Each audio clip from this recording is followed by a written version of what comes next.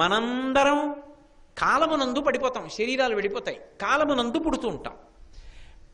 కాలము దేనిని ఆధారంగా చేసుకుని నడుస్తుంది? సూర్యోదయ సూర్యాస్తమయములు, చంద్రోదయ చంద్రాస్తమయములు. పొద్దున్న సూర్యోదయం అయింది, సూర్యాస్తమయం అయిపోయింది, నా జీవిత కాలంలో ఒక పగటి పూట అయిపోయింది. చంద్రోదయం అయింది, రేపు ఉదయం చంద్రాస్తమయం అవుతుంది, నా జీవిత కాలంలో ఒక రాత్రి పూర్తయిపోయింది. ఇక అది తిరిగి రాదు. అక్కడికి ఆ ఆయుర్దాయం అక్కడికి అలక్షయం అయిపోయినట్టు, ఒక రోజు పోయినట్టు ఆయుర్దాయంలో. అందుకే రామకృష్ణ పరమహంస ఎప్పుడైనా సూర్యాస్తమయం అవగానే ఇంటికి వెళ్ళి తలగొట్టుకుని ఏడుస్తూ ఉండేవారు. ఎందుకు అలా ఏడుస్తున్నారంటే, నా జీవితంలో ఒక పగటి కాలం అయిపోయింది, అమ్మ దర్శనం అవ్వలేదని ఏడుస్తుండేవారు ఆయన. అందుకే శంకర భగవత్పాదులు సూర్యోదయ సూర్యాస్తమయాలలో లోకుల యొక్క ఆయుర్దాయాన్ని పరమేశ్వరుడు గ్రసించేస్తున్నాడు అంటారు.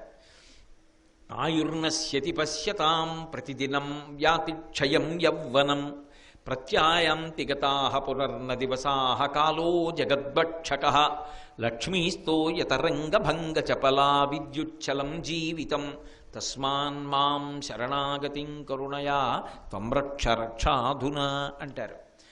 కాబట్టి అమ్మవారి చెవులకి సూర్యుడు చంద్రుడు కుండలములుగా ఉన్నారు. ఇప్పుడు ఆమె చెవులకి వాళ్ళిద్దరూ ఆభరణాలు. మనందరికీ సూర్యోదయ సూర్యాస్తమయములు, చంద్రోదయ చంద్రాస్తమయాల్లో ఆయుర్దాయంపై పడిపోతాం. అంతేకాదు, మనకి అలా సూర్యుడు చంద్రుడు కదిలిపోతూ ఉంటే క్రమక్రమంగా మన శరీరంలో కూడా మనం ఒక్కొక్క దశని దాటి వెళ్ళిపోతుంటాం. ఏదో బాల్యావస్థ అయిపోతుంది, కౌమారము, యవ్వనము, వార్ధక్యము, క్రమక్రమంగా దాటిపోతాడు. ఒకప్పుడు బాల్యం, ఆ తర్వాత యవ్వనం, కౌమారం అయిపోయింది, వార్ధక్యంలోకి వెళ్ళిపోయాడు. వార్ధక్యం కూడా దాటిపోతే శరీరం పడిపోతుంది.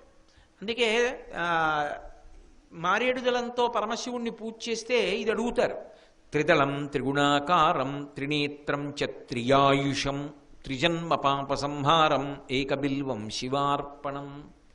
త్రిదళం త్రిగుణాకారం త్రినేత్రం చ త్రియాయుషం. త్రియాయుషం అంటే 3 రకములైన ఆయుర్దాయాల్ని చూసే అదృష్టాన్ని ఇస్తాడు.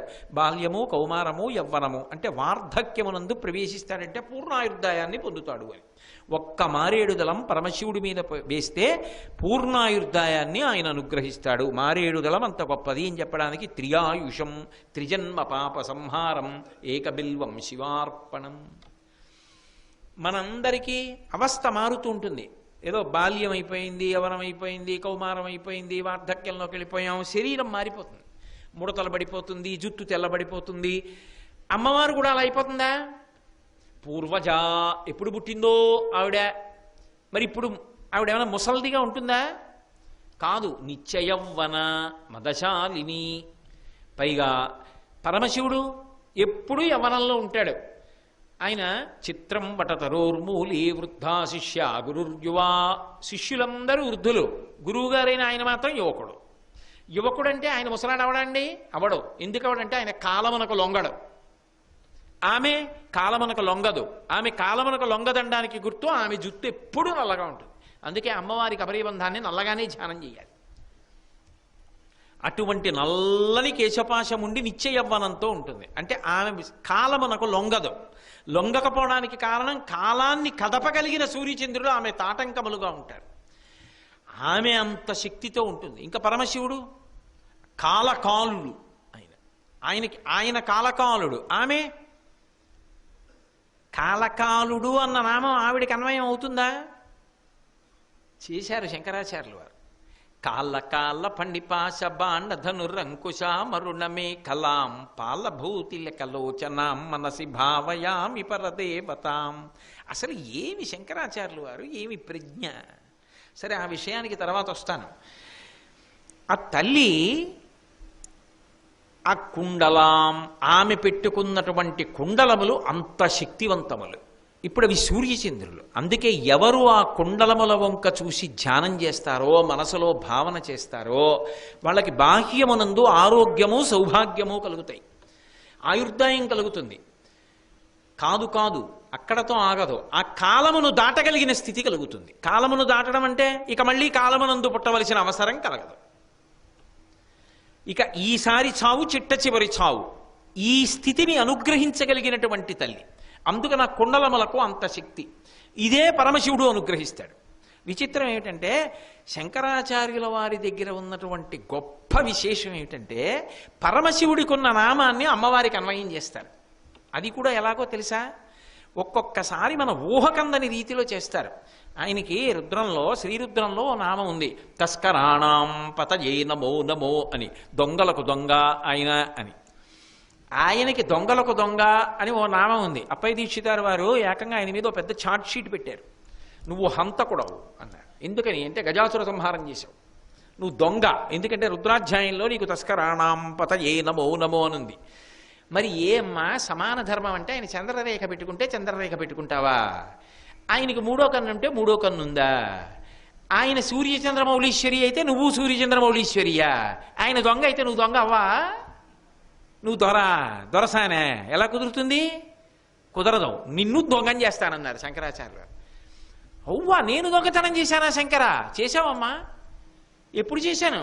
త్వయా హృత్వా వామంబ పరిపరితృప్తేన మనసా అన్నారు. శంకరుడు నీకు శరీరంలో ఎంత భాగం ఇచ్చాడు? సగం ఇచ్చాడు. ఆవిడ ఆయనలో సగం ఎటువైపు? ఎడంవైపు అయినప్పుడు అమ్మవారు ఇటువైపు కనపడాలి. ఇటువైపు ఎవరు కనపడాలి? శివుడు కనపడాలి. ఏడి? ఆయన ఇచ్చింది సగమా? మిగిలిన సగం కనపడటం లేదంటే ఎవరు పట్టుకుపోయారు? నువ్వే. నువ్వు దొంగ కాకపోవడం ఏంటి అని నాకు అనుమానంగా ఉందమ్మోయ్ అని. నువ్వు దొంగవంటే బాగుండదని అమ్మ నాకు మనసులో అలా అనుమానం వచ్చిందమ్మా అన్నారు. ఏం నాయనా నేనేం చేశానంది. మరి మిగిలిన సగం ఏదమ్మా? శివుడేడి అని వదిలేయలేదు. ఎంత చమత్కారం చేశారంటే, అవునులే పరమ ప్రేమ చేత కప్పేశావు, నీ ఎరుపు ఆయన తెలుపు మీద పడిపోయి మాకు కనపట్టలేదు ఉన్నాడన్నారు. అది శంకరాచార్యుల వారి రచన వైచిత్ర్య. ఆయన లాంటి కవి సృష్టిలో ఇక రాడన్న అమంగళకరమైన మాట నేను అన్ను. మళ్ళీ శంకరాచార్యుల వారే అవతారంగా రావాలి అని అద్భుతమైనటువంటి కవిత్వం. అందుకే సౌందర్యలహరి దగ్గరికి వెళ్ళేటప్పటికి ఆయన అన్నారు, అసలు శివుడు బతికుండడానికి కారణం ఈవిడే అన్నారు.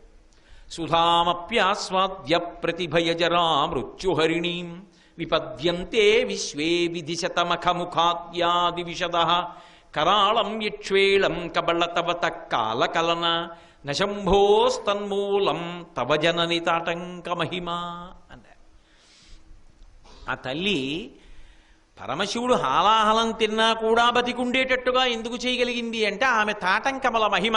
అందుకని హాలాహలం తాగినా నువ్వు బతికే ఉన్నావు శివ, నీ గొప్ప కాదు, మా అమ్మ చెవి తాటంకమల మహిమ అని శంకరాచార్యుల వారు అమ్మవారి తాటంకాలని పొగిడి, అందుకు నీకు మృత్యుంజయ అనో పేరు వచ్చింది, నీకు ఆ పేరు రావడానికి మా అమ్మ కారణం అన్నారు. అమ్మవారి చెవి తాటంకములంటే అంత గొప్పవి. మరి అసలు విషమే ఎందుకు తాగనివ్వాలి? తాగనివ్వకుండా ఆవిడ విషం తాగుతుంటే అసలు ఆ అవసరమే లేకుండా ఆవిడ చెయ్యొచ్చుగా. అంటేట సురుటిపల్లిలో ఒక క్షేత్రం ఉంది. ఆ క్షేత్రం వెళితే చాలా ఆశ్చర్యంగా ఉంటుంది. అమ్మవారికి ఎప్పటి నుంచో కోరిక, అబ్బా మా ఆయన ఇంత తెల్లగా ఉంటారు కదా, చక్క మెడలో మంచి హారం వేసుకుంటే ఎంత బాగుంటారో అని. ఆయన అవన్నీ ఏమిట్లే పార్వతి అంటాడు. ఆయన ఎప్పుడు తనలో తాను రమిస్తూ ఉంటాడు. ఆయనకి బాహ్య అలంకారాలు వాటి మీద దృష్టి ఉండదు. కానీ చూడండి కొంతమంది భార్యలు బాగున్నది, చక్క ఇంట్లో శుభకార్యం జరుగుతోంది, ఇప్పుడైనా పెట్టుకోండి అంటారు. అలా ఆయన ఏదైనా ఒక మంచి ఆభరణం వేసుకుని ఏదో ఇలా నీలపతాక వేసుకుంటే ఎంత బాగుంటాడో. తెల్లటి ఒళ్ళు కదూ, తెల్లటి శరీరం మీద నీలపతాక వేసుకుంటే, నేను చింతాకు పతకం వేసుకుంటే ఆయన నీలపతాక వేసుకుని ఇద్దరం పక్క పక్కన కూర్చుంటే ఆ తెల్లటి ఒంటి మీద నీలం కాంతి కొడుతుంటే ఎంత బాగుంటాడు. వేసుకోడు. ఆవిడ అనుకుందిట ఓసారి పరమశివుడు హాలాహలవ క్షణం చేశాడు. అది ఇలా కంఠం దాకా వచ్చింది. కిందకి వెళ్ళిపోతే ఆయన జీర్ణం చేసేసుకోగలడు, లేదా ఆపగలడు, ఏమైనా చేయగలడు. కానీ ఆయన కంఠంలో ఒక నీలమణి కాంతి తగిలితే ఎలా ఉంటుందో చూసుకోవాలనిపించిందిట. అందుకని కంఠం దగ్గర పెట్టి ఒకసారి ఇలా చేయి పెట్టి ఆపి చూసుకుందిట కాంతిని. అదే సురుటిపల్లి క్షేత్రంలో పరమశివుడు హాలాహలభక్షణం చేసి పడుకుంటే అమ్మవారి కంఠం దగ్గర ఇలా పట్టుకుని ఉంటుంది. అంటే ఆ కాంతి చూసుకుని ఆనందపడిపోయింది. బహుభంగిమల మీరు ఎటు చూడండి, ఆ తల్లి తన అనుగ్రహ వీక్షణముల చేత తన భర్తనే కాపాడుకున్న తల్లి. లోకంలో కూడా అంతే. పురుషుడు ఎన్ని దోషాలు చేసినా వాళ్ళు మంగళసూత్రాలు కళ్ళకత్తుకుని సర్వమంగళాదేవతని ఆరాధన చేస్తున్నారు కాబట్టి, పసుపు కుంకాలు మిగలాలని కోరుకుంటారు కాబట్టి, కైలాసగౌరి నోము చేస్తున్నారంటే కాళ్ళు నొప్పిగా ఉన్నా ఎన్ని ఆమడలైనా వెళ్ళి కొంగు పట్టి తెచ్చుకుంటారు కాబట్టి పురుషుడి యొక్క ఆయుర్దాయం నిలబడుతోంది. వాళ్ళ యొక్క పాత్ర అందులో లేదు అనడం పరమదోషం. కాబట్టి అంత గొప్ప తల్లి ఆవిడ, కుండలములు అంత గొప్ప కుండలములు. కాబట్టి హారనూపుర కిరీట కుండల విభూషిత వయవశోభినీం కారణే శబరమౌళి కోటి పరికల్ప్యమాన పదపీఠికాం. అసలు ఆ రచన అలా అలా ఎలా పడ్డాయో ఆయనకి ఆ పాదాలు, ఎంత అద్భుతమైనటువంటి శబ్ద గుంభనం. కారణేశవర అంటే కేవలము దేవతలు కారు, దేవతలలో కల్లా చాలా గొప్పవాళ్ళైనటువంటి వాళ్ళు ఎవరున్నారో వాళ్ళ యొక్క కిరీటములలో ఉండేటటువంటి మణుల యొక్క కాంతుల చేత ఆమె పాదముల యొక్క పీఠము అలంకృతమై ఉంటుంది. అందుకని కారణేశవరమౌళి కోటి పరికల్ప్యమాన పదపీఠికాం. అందుకే శ్రీశైలంలో ఇప్పటికీ చదువుతూ ఉంటారు, రాజన్మత్తమరాళ మందగమనాం రాజీవ పత్రిక్షణాం రాజీవ ప్రభవాది దేవమకుటై రాజత్పదాంబోరుహాం రాజీవాయత పత్రమండిత కుచాం రాజాధిరాజేశ్వరీం శ్రీశైలస్థలవాసినీం భగవతీం శ్రీమాతరం భావయే అంటారు. ఆ తల్లి ఇలా నడిచి వెడుతుంటేట చెలికెత్తెలు అంటుంటారట, ఏయ్ దూరంగా ఉండు, దూరంగా ఉండు, దూరంగా ఉండు, అమ్మా ఇది ఇంద్రుడి కిరీటం, అన్ని మణులతో ఉందమ్మా, నీ సొగసైనటువంటి ఆ కోమలమైన పాదములకు తగిలితే రాపాడితే నీ పాదం ఇబ్బంది పడుతుంది, ఓ ఇంద్ర వెనక్కుండంటారట. ఆమె అడుగు తీసి అడుగు వేసి వెడుతుంటే రాజన్మత్త మరాళ మందగమనాం, హంస ఎలా నడుస్తుందో అలా నడిచి వెడుతుంటే ఆవిడ ఈ కిరీటముల యొక్క కాంతులు, ఇందులో ఉన్నటువంటి మణుల కాంతులు ఆవిడ పాదముల మీద పడి రంగు రంగులలో ప్రకాశిస్తూ ఉంటుంది ఆ పాదముల జంట. అటువంటి తల్లి రాజీవాయతపత్ర మండిత కుచాం రాజాధిరాజేశ్వరీం శ్రీశైలస్థలవాసినీం భగవతీం శ్రీమాతరం భావయే శ్రీనాథధృతపాలిత త్రిభువనాం శ్రీచక్ర సంచారిణీం అని గానాసక్త మనోజ్ఞ యవ్వనల సద్గంధర్వ కన్యావృతాం దీనానామతివేల భాగ్యజననీం దివ్యాంబరాలంకృతాం శ్రీశైలస్థలవాసినీం భగవతీం శ్రీమాతరం భావయే. అంతటి మహానుభావురాలు. దేవతలలో కల్లా చాలా గొప్పవారైనటువంటి వారెవరు అంటే సృష్టికర్త, స్థితికర్త, ప్రళయకర్త. బ్రహ్మగారు, విష్ణువు, పరమశివుడు. వీళ్ళని కూడా కన్న తల్లి కదూ. మరి అప్పుడు ఆవిడ భర్త ఎవరు? మహాకామేశ్వరుడు. ఈ ముగ్గురిని కూడా కన్న తల్లి. వీళ్ళు ముగ్గురు ఎవరి పాదములను నిరంతరం పూజ చేస్తుంటారు అంటే అమ్మవారి పాదములను పూజ చేస్తుంటారు. అందుకే శంకర భగవత్పాదులు ఒక మహాద్భుతాన్ని చేశారు. అసలు బహుశः ఇక అలా ఎవరూ చెప్పడం సాధ్యం కాదు. నేనేమిటో అలా అంటూనే ఉంటాను ఆనందంలో. అసలు అలా ఆయనకి ఎలా వస్తాయో భావాలు ఎవరికి ఊహకు అందవు. శ్రీ విద్యాతంత్రంలో ధ్యానంలో అన్నిటికన్నా గొప్పది ఏది అంటే అమ్మవారి పాదములను తల మీద ధరించినట్లుగా భావన చేయాలి. అది గురుముఖత తెలుసుకుని ఉండాలి సుమండి. అలా ఎలా పడితే అలా ధ్యానం చేయకూడదు. అది ఆ అమ్మవారి యొక్క పాదములను తల మీద పెట్టుకోవడం అంటే ఏదో మన ఇష్టం వచ్చినట్టుగా వెళ్ళి పాదాల దగ్గరికి వెళ్ళి తల పెట్టేసి అమ్మ తల మీద పాదాలు పెట్టు అంటే కుదరదుగా. ఆవిడ అనుగ్రహించాలి. అందుకే శృతీనాం మూర్ధానో దదతి తవయౌ శేఖరతయా మమాప్యేతో మాతః శిరసి దయయా దేహి చరణౌ యయౌ పాద్యం పాదః పశుపతి జటాజూటతటినీ యయౌర్లాక్షా లక్ష్మీ దరుణ హరిచూడామణి రుచి అన్నారు. ఇది అసలు పరమాద్భుతం ఆ శ్లోకం. అమ్మవారి యొక్క పాదములు ఎలా ఉంటాయంటేట ఎవరైనా ధ్యానమునందు భావన చేసి కూర్చున్నవాడు శృతీనాం మూర్ధానో, ఆ తల్లి పాదములు ఎవరు ధరించి ఉంటారు అంటే వేదముల యొక్క చివరి భాగముల ఉండేటటువంటి ఉపనిషత్తులు ఆమె యొక్క పాదములను తల మీద పెట్టుకుంటాయి. శృతి సీమంత సింధూరీకృత పాదాబ్జధూళిక, వ్యాసుడు లలితా సహస్రంలో ఇచ్చిన నామం శ్లోకంలోకి అన్వయం. అందుకని అటువంటి పాదములున్నాయే వేదముల యొక్క చివరి భాగములైనటువంటి ఉపనిషత్తులలో విహరించేటటువంటి పాదములు. ఆగమ విపిన మయూరీం ఆర్యాం అంతర్విభావయేత్ గౌరీం అని కదా. ఆగమ విపిన మయూరీం అంటే వేదములనేటటువంటి వనముల యందు విహరిస్తుంటుంది ఆవిడ.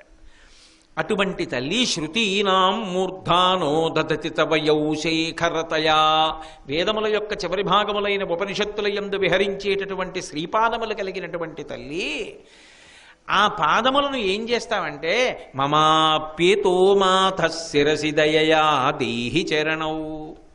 అమ్మా, నా యందు పరమ ప్రీతితో నా కొడుకు అడుగుతున్నాడని నా మీద ప్రేమతో, అమ్మా నీ 2 పాదములు ఎత్తి నా తల మీద పెట్టవా అని అడిగాడు. ఇప్పుడు దగ్గరగా వెళ్ళి కూర్చున్నాడు. అమ్మవారు పాదపీఠం నుంచి పాదం తీసి తన 2 కాళ్ళు పైకెత్తి 2 పాదాలు ఆ సాధకుని యొక్క తల మీద పెట్టింది.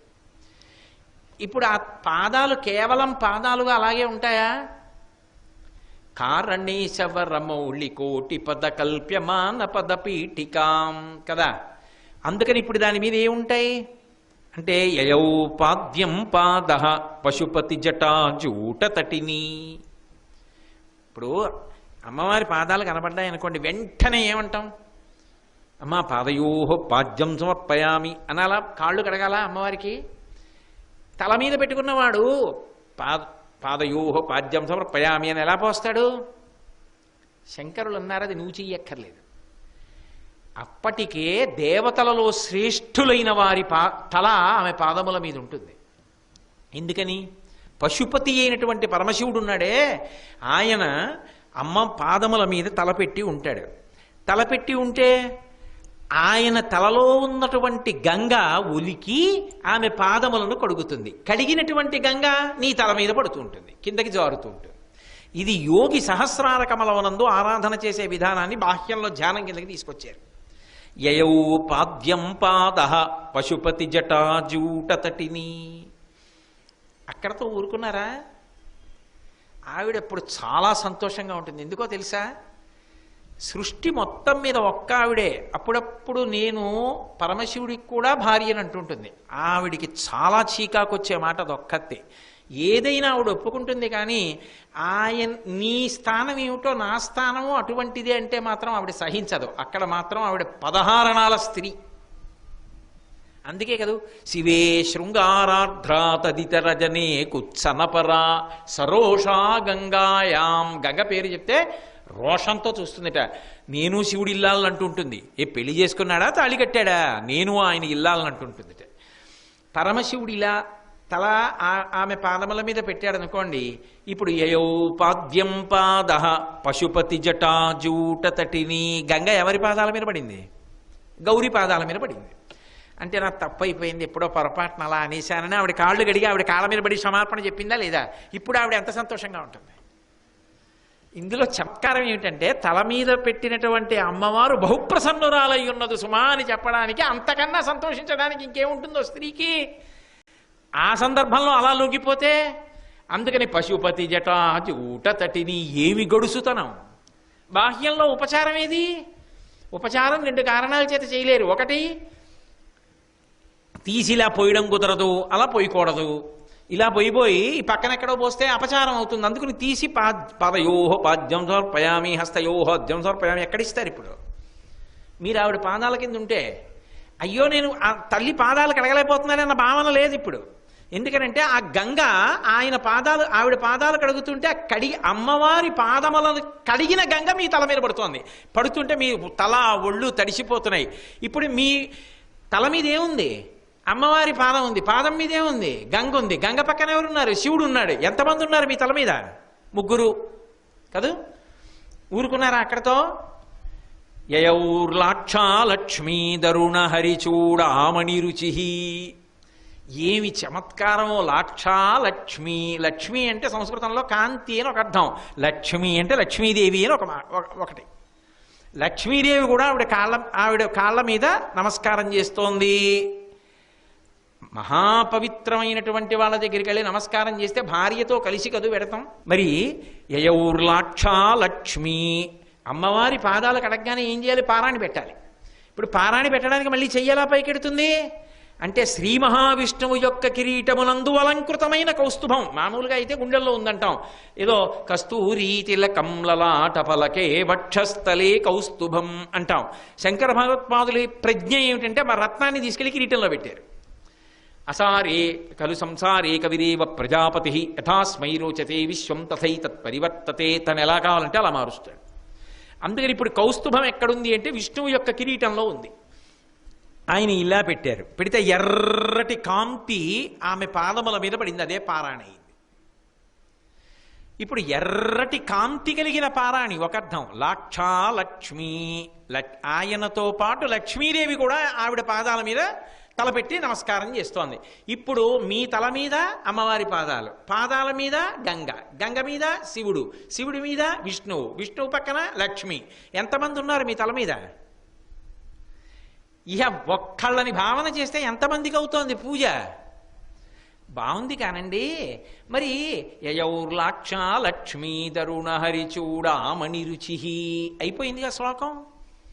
మరి శంకర భగవత్పాదులకి జ్ఞాన మార్గం అంటే ఇష్టంగా అసలు సరస్వతీదేవేది మరి వదిలేశారే. అసలు జ్ఞాన మార్గావలంబకులు సరస్వతి, శారద, ఈ పేర్లంటే భారతి ఆయనకి మహాప్రీతే. శృంగేరి పీఠాధిపతులు అందరూ భారతి అని చివరుండాలని ఆయన నియమం చేశారు. సరస్వతీదేవి పేర్లంటే ఆయనకు అంత ఇష్టం. ఎక్కడ పెట్టినా శారదామఠం అంటూ ఉంటారు. అటువంటి ఆయన సరస్వతీదేవి ఆమె పాదముల మీద ఉందన్న మాట ఎందుకు వదిలిపెట్టారు అంటే ఇక్కడ మీరు ఒకలా జాగ్రత్త పడాలి. ఎక్కడుంటుంది సరస్వతీదేవి? ఆయనే చెప్పారు శ్లోకంలో, కదా కాలే మాత కదయ కలిత లక్తకరసం పిబేయం విద్యార్థి తవ చరణ నిర్మీజన జలం ప్రకృత్యా మూకానామపి చ కవిత కారణతయా కథా దత్తే వాణీ ముఖ కమలతాంబూల రసతాం అన్నారు. అమ్మవారి పాదములకు అలంకృతమైనటువంటి ఆ పారాణి ఉందే, ఆ పారాణి కడిగినటువంటి ఎర్రటి నీరు కిందకి దిగినప్పుడు ఆ ఎర్రటి నీరు సరస్వతీదేవి తాంబూల చర్వణం చేసినటువంటి జలంతో సమానం. కాబట్టి అందులో సరస్వతీ కటాక్షం ఉంటుంది. ఒక్క చుక్కిలా పుచ్చుకుంటే సరస్వతీ కటాక్షం. సరస్వతీదేవి అక్కడ ఉందంటే బ్రహ్మగారు మళ్ళీ పక్కన ఉన్నారని మీకు చెప్పాలా? భార్యాభర్తలు ఇద్దరూ పెడతారని చెప్తున్నానుగా ఇందాక నుంచి.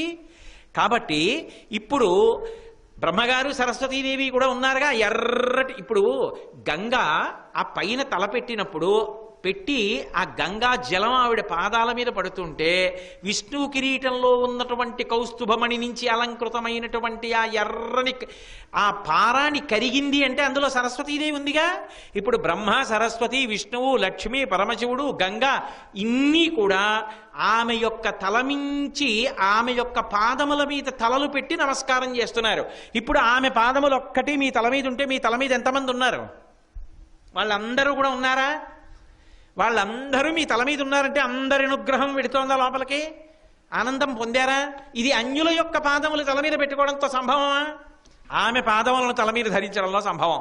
అటువంటి పాదములు మీరు పెట్టుకుంటారా? ఆవిడ పెట్టాలా? అందుకే మమాప్యేతో మాత శిరసి దయయా దేహి చరణౌ, నువ్వు పెట్టమ్మా నీ పాదాలు నా తల మీద, ధన్యుణ్ణైపోతాను.